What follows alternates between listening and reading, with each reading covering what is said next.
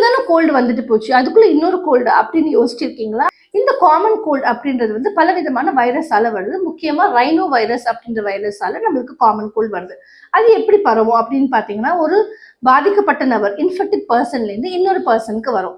எப்படி அவங்க யூஸ் பண்ற பொருட்களை நம்ம தொடர்றது மூலியமா ஒரு பர்சன் கிட்ட இருந்து இன்னொரு பர்சனுக்கு ஸ்ப்ரெட் ஆகும். அது மட்டும் இல்லாம நம்ம எதிர்ப்பு சக்தி கம்மியா இருந்தா அதுவும் வந்து நம்மளுக்கு அந்த வைரஸ் வரதுக்கான காரணம். இப்படி பாத்தீங்கன்னா இந்த ரைனோ வைரஸ், இந்த வைரஸ் அதாவது இந்த காமன் கோல்டு உருவாகுற வைரஸே பாத்தீங்கன்னா ஒவ்வொரு தடவையும் உருமாற்றம் பண்ணிக்கிட்டே இருக்கும்.